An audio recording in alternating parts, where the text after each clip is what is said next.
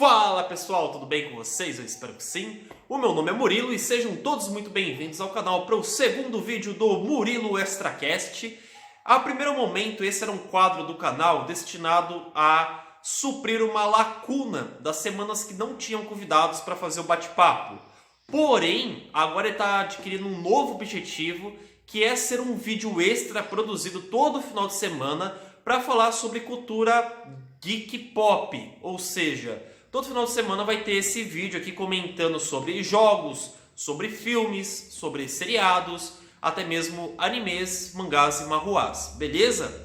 Então, vamos lá pro vídeo, pessoal. O primeiro tema que a gente vai abordar nesse vídeo aqui é a nova tendência que está chegando nos filmes de heróis e também nos seriados dos streamings, que são os heróis violentos, né? A gente tinha uma imagem que foi construída há muito tempo ali no cinema, principalmente pela Marvel Studios, de heróis da Era de Ouro, vamos chamar assim, que são heróis mais benevolentes, com ideais inabaláveis, heróis que realmente abrem mão de viver uma vida pessoal e dedicam a sua vida a combater o crime e a salvar os seus semelhantes, os seus próximos, ou seja, eles se dedicam totalmente à sua função de super-herói, se desligando muitas vezes da sua vida pessoal para conseguir cumprir isso, né? Esse basicamente é o perfil do herói clássico que foi construído aí em muitas e muitas obras. Só que com o tempo, pessoal, que essas obras foram se repetindo muitas vezes, o gênero de filme super-herói começou a se desgastar dentro do cinema e dentro das séries, porque a gente sempre esperava o mesmo perfil de filme, só ia alterar ali o personagem que era a base e o vilão que era a base. Então, o cinema e as séries de super-heróis, eles tomaram o mesmo caminho que os quadrinhos há muitos anos atrás, que é tentar deixar as tramas mais densas politicamente, filosoficamente, e também trazer uma violência muito maior, uma brutalidade muito mais forte, mais evidente, e também tentar quebrar esses padrões, né, de heróis idealizados, os caras que dedicam realmente 100% da sua vida para ser herói, e tentar criar heróis mais falhos, mais próximos de um ser humano normal, com os seus defeitos, por exemplo, com ganância, com prepotência, com soberba, com luxúria e outras coisas aí. Talvez a primeira série que surgiu para tentar renovar o gênero de super-herói e acabou chamando muita atenção e se destacou por isso foi o The Boys, produzido pela Prime Video, que realmente foi algo ali que chocou muitas pessoas quando elas tiveram esse primeiro contato com ele. E realmente foi um grande sucesso e começou a mudar todos os paradigmas. Nos games, podemos dizer que isso veio um pouquinho antes com o primeiro jogo do Injustice, né? E logo depois disso, quando a Hollywood, né, e os produtores dos streamings como a Netflix, a Prime Video, até mesmo a Disney, começaram a perceber isso, que talvez essas tramas mais filosóficas, mais densas politicamente, mais violentas, com heróis menos idealizados, poderiam fazer sucesso, né? Que não era somente a fórmula Marvel que dava certo dentro dos filmes de heróis. Muito começou a ser criado a partir disso. Por exemplo, o filme do Coringa, que sai para o Warner Bros., é um grande reflexo disso.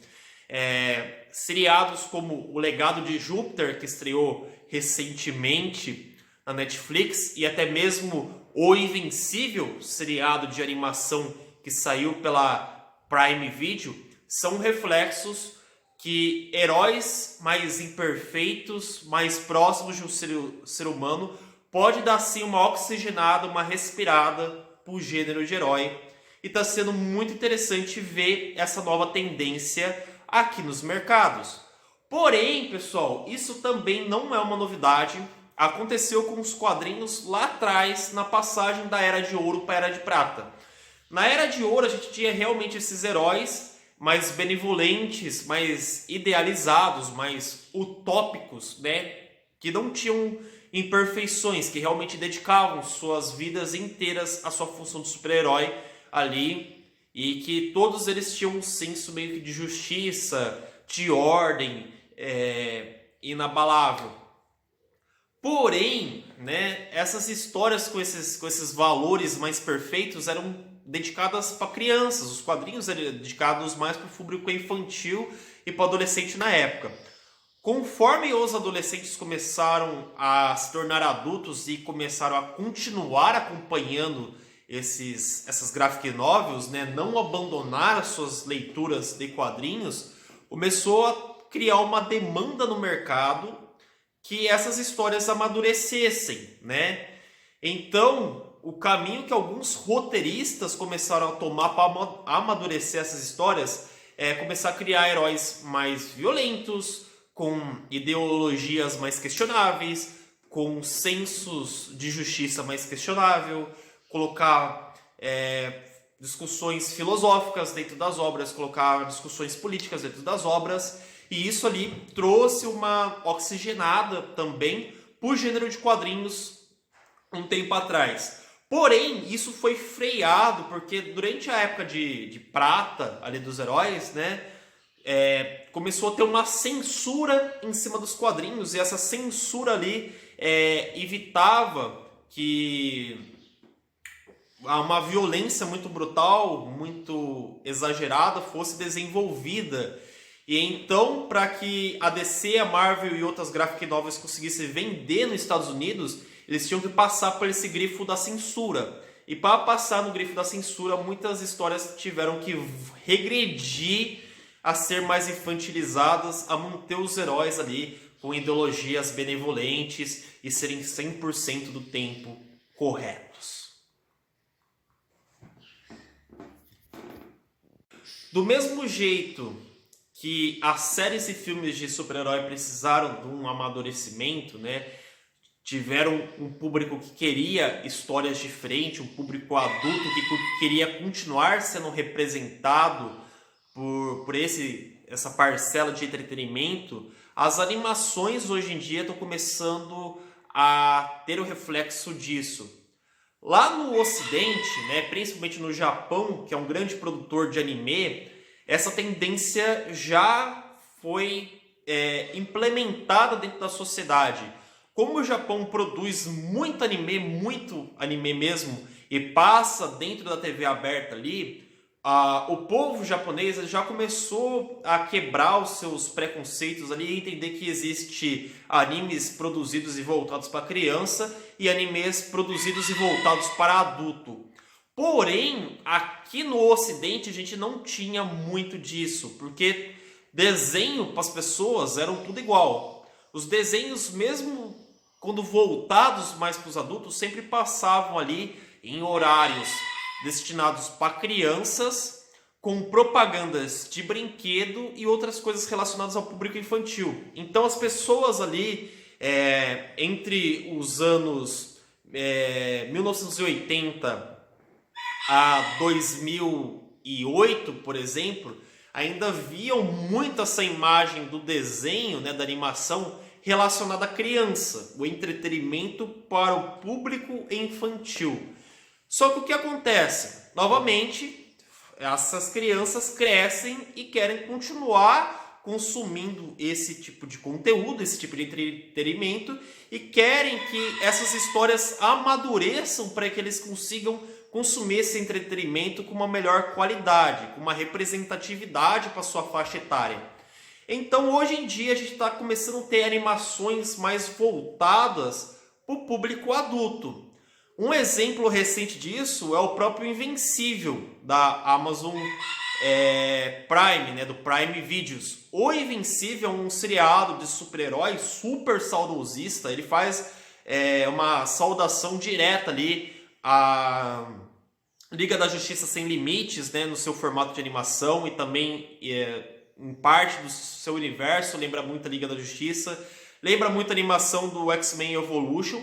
Porém, o Invencível, apesar de tudo isso, ele não tem medo dele abordar a violência de uma maneira mais aberta, mais explícita.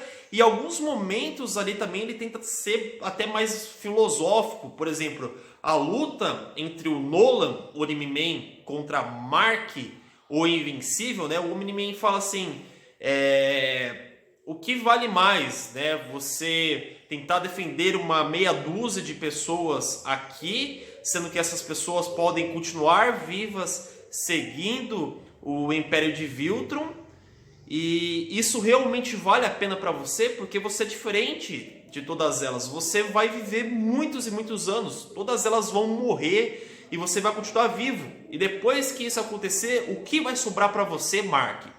Então, no meio daquela ação, no meio do episódio, do último episódio, que é o 8º, que teve a maior ação, também teve um diálogo muito filosófico, e no meio da batalha.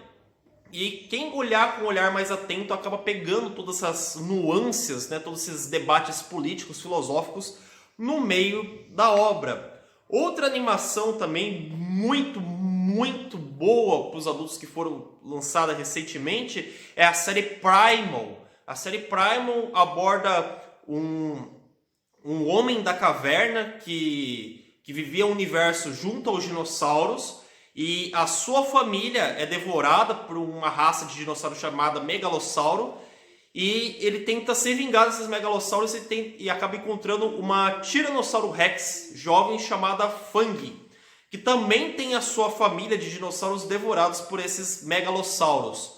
E então, né, os dois acabam se unindo para lutar contra esse megalossauro que devorou as suas famílias. E após isso eles acabam vivendo aventuras dentro desse mundo que é totalmente fantástico, porque ele mistura o homem pré-histórico, os períodos Jurássico, Cretáceo e também a megafauna. Então tem ali a megafauna, tudo esses períodos ali, os produtores juntaram como se fosse um período único, né? Uma parte única da história. E esse seriado, apesar dele não ter muitos diálogos, por ele ser um Homem das Cavernas, ele é muito brutal, ele é muito sanguinolento, e em alguns momentos ele chega a ser filosófico também, mesmo com poucas palavras, mesmo com pouca coisa sendo dita. E outros seriados, principalmente no canal Adult Swing, que é um principal reflexo, né, dessa necessidade de criar animações para adultos, começaram a fazer isso. Um exemplo muito clássico disso é a série Rick and Morty, né, que aborda um humor muito pesado, temas muito adultos e bebe literalmente da cultura nerd, e que é destinado para adultos, totalmente para adultos, né? Não tem como você destinar Rick and Morty para um adolescente, a censura dele é 18. Tem a série também Final Space, que tem essa mesma pegada do Rick and Morty. Eu achei até muito ousado a última temporada do Samurai Jack, porque o Samurai Jack era um anime que passou ali na época da Cartoon Network clássica, e ele tinha um fundo talvez mais maduro, mas ele era um desenho totalmente para criança, o Samurai Jack. Não dava para falar que não era um desenho infantil. Porém, a última temporada do Samurai Jack, ela foi lançada muito tempo depois das 3 primeiras. E o autor ali teve a liberdade de fazer um amadurecimento da obra e lançar a obra para aqueles adultos que assistiram na Cartoon Network clássica. Então, a última temporada do Samurai Jack saiu no canal Adult Swing e foi muito mais densa, mais pesada, mais filosófica e também mais agressiva, mais violenta. Foi uma censura ali que não chegava a ser a 18 anos, mas com certeza ali pelo menos uns 14 anos pegava essa última temporada de Samurai Jack. Tudo isso que eu estou falando é para chegar e explicar para vocês que hoje em dia a animação não é somente uma coisa destinada para o público infantil, mas ela também é destinada para o público adulto, e as produtores, os próprios streamings, as próprias empresas de Hollywood começam a enxergar a animação como uma possibilidade de contar histórias para adultos, para o público adulto. Usar o desenho, usar o desenho em movimento para contar boas histórias para os adultos, né? Não que necessariamente seja ruim um adulto acompanhar ali animações talvez mais para adolescente ou até para criança ali, mas realmente tem a necessidade, tem uma demanda de criar histórias para adultos através da animação. Ainda falando sobre a indústria de animações, ela está sendo vista de uma maneira muito melhor do que era há 10, 15, talvez 20 anos atrás ali, por conta de todos esses preconceitos e toda essa visão que a animação era uma coisa destinada para criança. Hoje em dia, eu observo que as empresas de filmes, as empresas de streaming como a Netflix, a Crunchyroll, a Prime Video, a Disney Plus estão ajudando a quebrar esse senso comum que a população tem sobre animações. E isso também está aquecendo o mercado dessas animações. Por exemplo, no Japão, né, já está tendo uma certa falta de animes para serem produzidos, né? Geralmente a gente tem o mercado de mangá, sai ali os mangás, as obras, e quando essas obras ali estão na metade da sua trajetória e elas têm potencial, elas acabam virando anime. Hoje em dia está faltando mangás para virar anime, tanto que os produtores estão buscando outros caminhos, por exemplo, adaptando graphic novels, e adaptando até mesmo obras que não são necessariamente japonesas, são obras coreanas, como a Crunchyroll mesmo fez a maravilhosa iniciativa de adaptar 2 obras coreanas no ano passado, que é Story of God, A Torre de Deus, e The God of High School, né, que são 2 obras coreanas shonens ali, com um universo muito rico, que tinham muito a ser contado, muito a ser mostrado e precisavam ser apresentados ao grande público através das animações. E para mim foi um acerto extraordinário que a Crunchyroll fez. Eu espero que a Crunchyroll e a Netflix continuem a trazer, a financiar a produção de animações. Inclusive, a Netflix está financiando muitas animações ali. Algumas estão sendo boas, outras nem tanto. Por exemplo, a Netflix está bancando ali a produção do novo seriado, né, do Círculo de Fogo, Pacific Rim, que eram aqueles 2 filmes ali que surgiram do universo do Guilherme Del Toro, o diretor. As animações é uma mistura ali de 2D, 3D, no Círculo de Fogo da Netflix. Os episódios eles tentam expandir esse universo de cajus e de eggers, mas no geral o resultado não foi muito positivo. A animação não é tão boa, a história em si não é tão boa, e eu acho que o caminho que eles tentaram contar não expandiu o universo do Guilherme Del Toro de uma maneira positiva. Porém, nem só de fracassos vive a Netflix. Teve muitos animes que a Netflix produziu que ela acertou em cheio. A gente tem a adaptação do Dota, que foi maravilhosa. A gente tem o Dragon Dogma, que foi talvez um dos melhores ali, apesar da sua animação 3D fraca. A gente tem o Sete Seeds, que para mim, Sete Sementes é o melhor anime que a Netflix já adaptou, né? Já bancou a produção. Temos Castlevania também, que finalizou a 4ª temporada ali, maravilhoso. E eu ouso dizer que a Netflix vai lançar o melhor anime desse ano, que é o Shumatsu no Valkyrie, o torneio entre a humanidade e os deuses, que vai ser uma coisa magnífica. Vai ser com certeza o melhor anime desse ano.